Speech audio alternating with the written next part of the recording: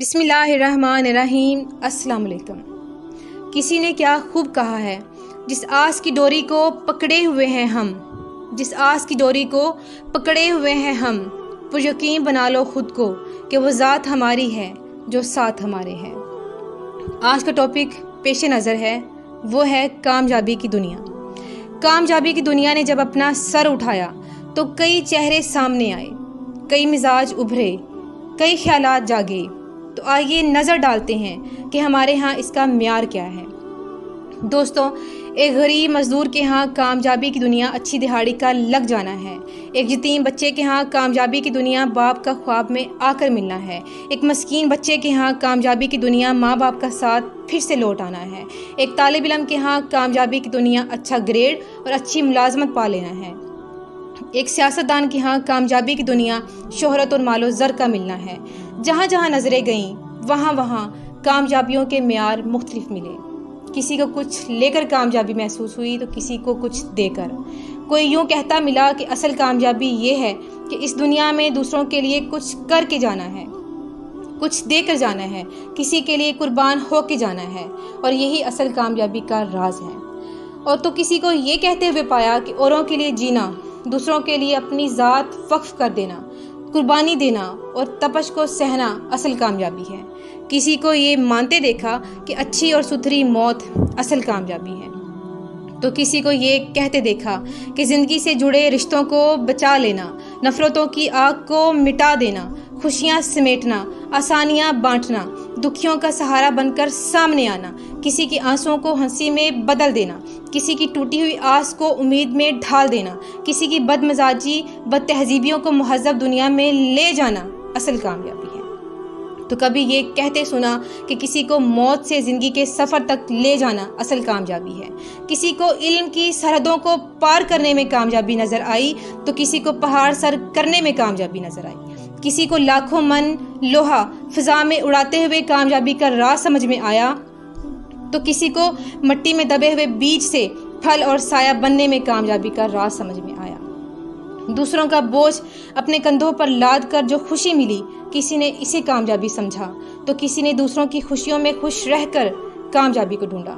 کوئی وفا کی چوٹی کو سر کرنے میں کامیابی سمجھے یا سینے میں بارود باندھ کر سرحد کی حفاظت کے لیے لڑ مر جانے میں کامیابی سمجھے، کوئی مٹی کو کندن بنانے میں کامیابی سمجھے تو کوئی عزت و وقار کے لیے اپنا سر کٹانے میں کامیابی سمجھے ہوئے ہیں۔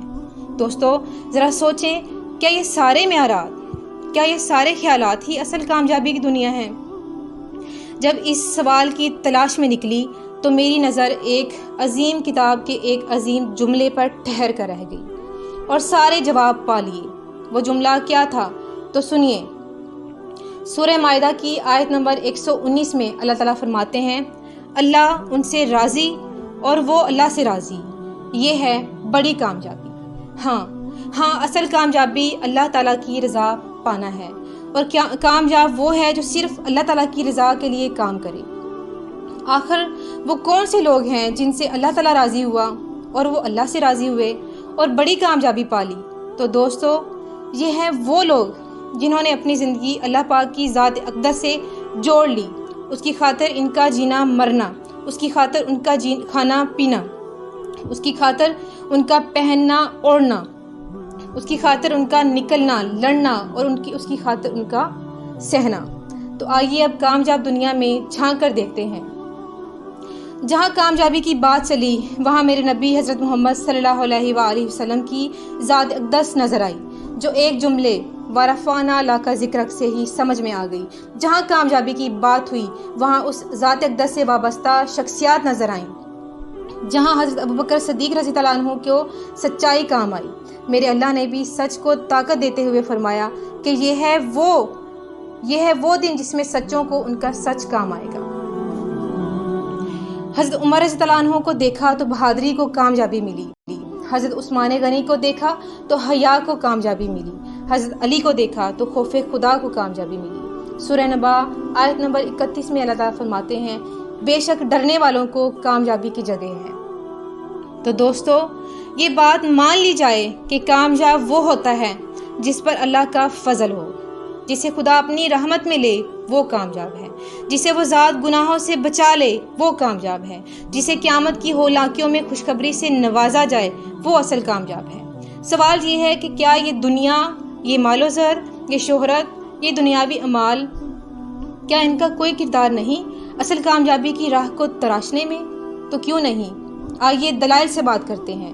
ہر وہ انسان، ہر وہ شخص جس نے اللہ تعالیٰ کی رضا کے لیے کام کیا وہ کامیاب ہوا، چاہے وہ بلال کا گرم ریت پر تڑپنا ہو، عمار کا ظلم سہنا ہو، یا خبیب کا لوہے کی گرم کنگھیوں سے گوشت کے اچیلنے پر صبر کرنا ہو، عبداللہ بن زبیر کے لیے ان کی ماں کا حوصلہ ہو، ان کا تڑپنا ہو، ان کا جلنا ہو، سلمہ کا ابو سلمہ کی ہجر میں اپنے رب کی خاطر جلنا ہو، صبر رکھنا ہو، عمیر بن ابی وقاص کا کم سنی میں لڑتے ہوئے جام شہادت نوش کرنا ہو، یا معاذ اور موز کا پلٹ کر جھپٹنا ہو، یا سعد بن ابی وقاص کا اپنے گھوڑوں کو دریا میں دوڑا کر فاتح بننا ہو، جن کے بارے میں اقبال نے کیا خوب فرمایا ہے: دشت تو دشت دریا بھی نہ چھوڑے ہم نے، دشت تو دشت دریا بھی نہ چھوڑے ہم نے، بحر ظلمات میں دوڑا دیے گھوڑے ہم نے۔ تو آگے بڑھتے ہیں۔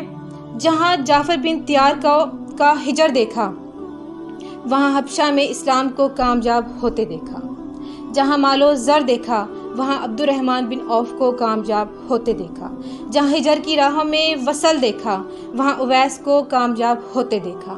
جہاں میدان میں لہو گرمانے والے فاتحین کو دیکھا، وہاں خالد بن ولید کو کامیاب ہوتے دیکھا۔ جہاں علم کی پیاس دیکھی، وہاں سلیمان کو کامیاب ہوتے دیکھا۔ کبھی عبداللہ بن مسعود کو دیکھا تو کبھی زیاد بن ثابت دیکھا۔ جہاں شہرت اور عزت و وقار دیکھی، وہاں سعد کے لیے عرش کا ہلنا دیکھا۔ جہاں شجاعت و بہادری کے گوہر ملے، وہاں فاطمہ کے لگتے جگر کو دیکھا۔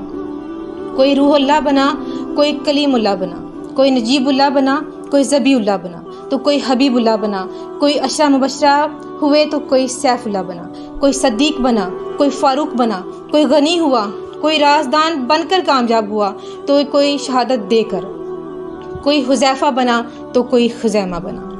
کہیں نبی پاک صلی اللہ علیہ وآلہ وسلم کے ان الفاظ نے کسی کو سونے نہ دیا کہ صبح و علم اس کے ہاتھ میں دوں گا جس سے اللہ اور اس کا رسول محبت کرتا ہے۔ تو یہاں علی کو کوئی وباؤں کو شکست دیتے ہوئے کامیاب ہوا تو کوئی صحراؤں کو رونق بخشے کامیاب ہوا، کوئی عبید اللہ بنا تو کوئی ابو ذر بنا۔ المختصر، جس نے بھی خدا کی رضا کے لیے کچھ کیا وہی کامیاب رہا، کیونکہ اس کی رضا اصل کامیابی ہے۔ چاہے وہ صلاح الدین ایوبی کی طرح فاتح بن کر ملے، چاہے نور الدین زنگی کی طرح عظیم مثال بن کر ملے، چاہے محمود غزنوی کی طرح اعلیٰ کاوشوں سے ملے، چاہے اقبال کے الفاظ کی بیداری سے ملے، چاہے قائد کی طرح عظیم لیڈر بن کے ملے، چاہے باعث شہداء کے لہو سے کشمیر میں اذان کے مکمل ہونے سے ملے، چاہے عبدالستار ایدھی کی طرح دکھیوں اور بے سہارا کو آسرا دینے سے ملے، چاہے خدا کی راہ میں خدا کی خاطر ملک و قوم کے لیے جام شہادت نوش کرتے عظیم ماؤں کے لگتے جگر سے ملے، چاہے ناموس رسالت پر کٹ مر جانے والے ممتاز قادری سے یا علم الدین سے ملے، یا دوسروں کو کچھ دے کر جانے کے جذبے سے سرشار عظیم رہنماؤں اور مفکرین سے ملے، تو جو بھی کوشش ہو، جو بھی جدوجہد ہو، جو بھی عمل ہو، جس میں اللہ کی رضا شامل ہو، وہ عمل قابل قبول ہے، اور جب عمل قابل قبول ہو تو یہ قبولیت ہی اصل کامیابی کی دنیا ہے۔ دوستو،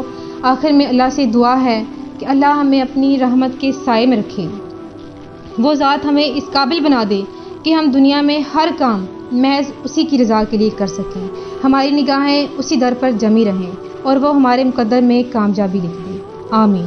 فیض احمد فیض نے کیا خوب کہا ہے: فیض تھی راہ سر بسر منزل، ہم جہاں پہنچے کامیاب آئے۔ شکریہ۔